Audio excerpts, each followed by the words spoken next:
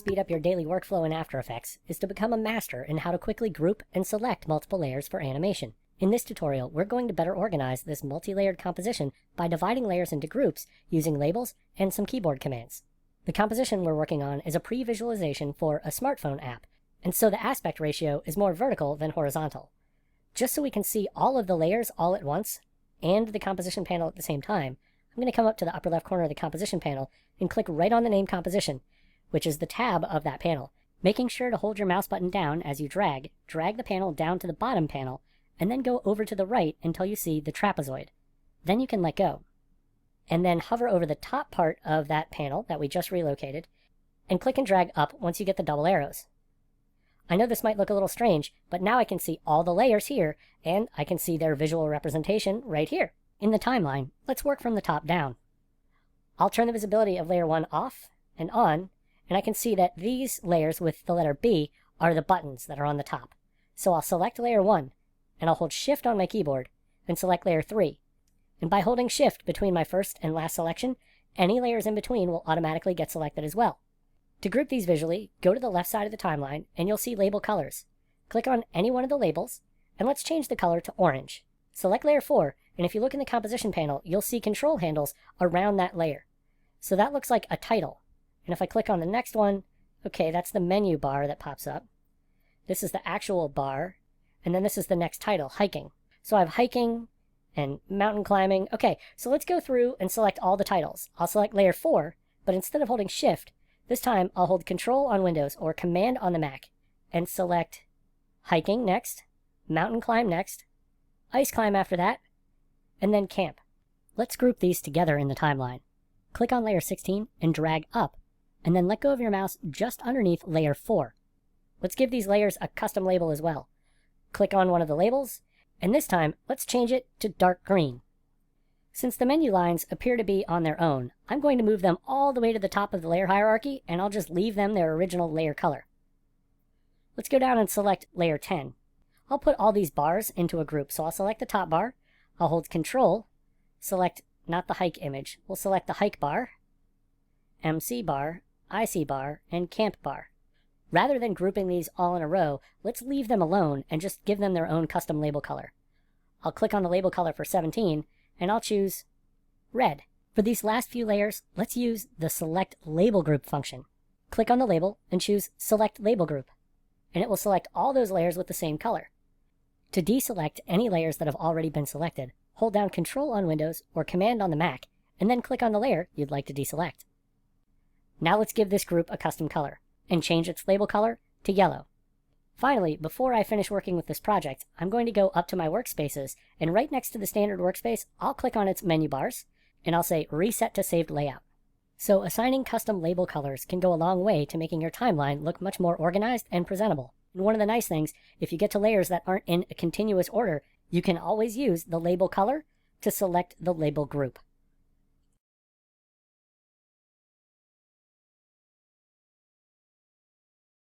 Using the pre-compose command in After Effects gives you the ability to clean up a composition that contains a bunch of layers, while still maintaining the flexibility of having access to all of the original layers in your composition.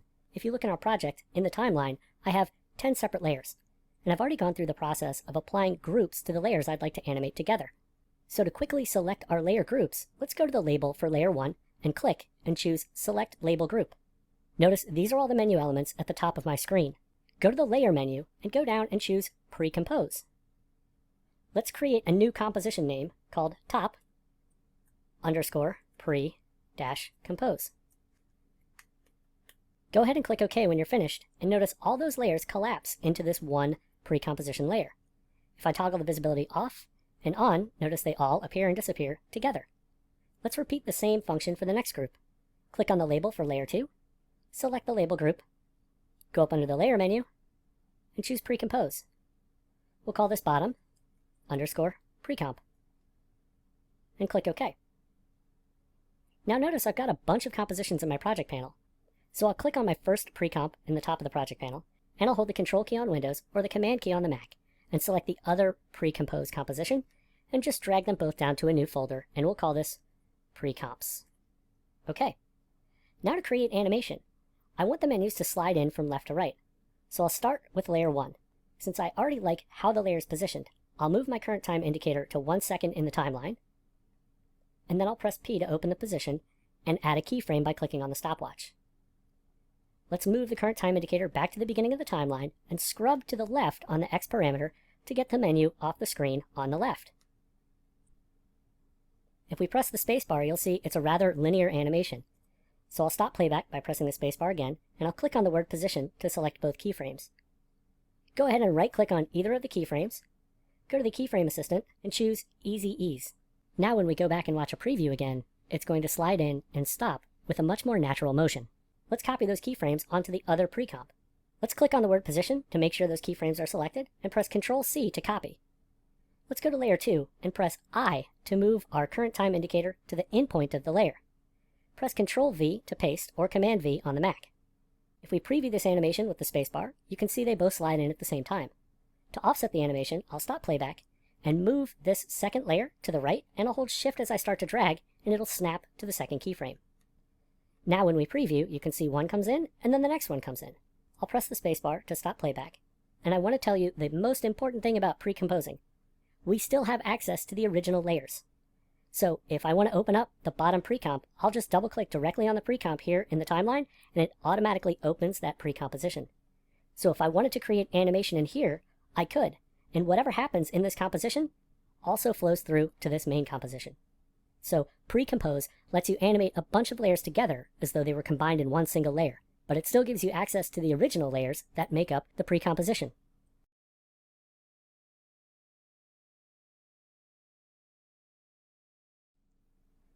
In this tutorial, we're going to use null objects to bring control in situations that might seem otherwise complex.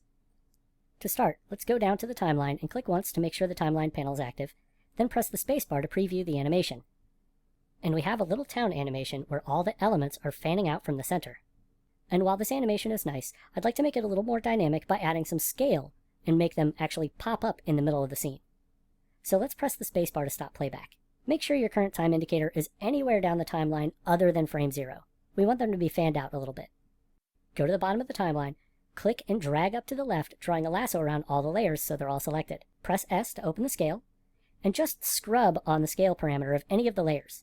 And notice this is problematic because all of these layers are scaling around their own center point, and I would like to actually maintain this animation where they're fanning out and not have them accidentally floating through the scene. Press Ctrl-Z on Windows or Command-Z on the Mac to undo the last change. Then press S to hide the scale parameter. This is a case for null objects. We could pre-compose all these layers, but I still want to have access to the layers in the same composition.